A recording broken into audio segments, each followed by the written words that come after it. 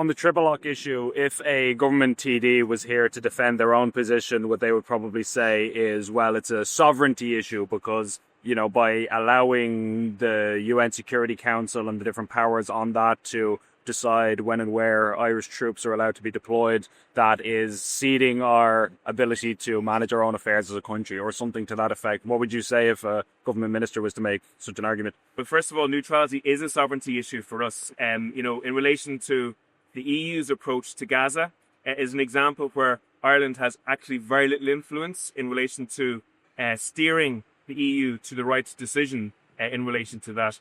The EU have in many ways, in that particular example, operated against Irish political wishes on that issue. Secondly, small countries have always been cautious of large military blocs because they have to send their children to those wars, but they have very little influence over the decisions that those military blocs make.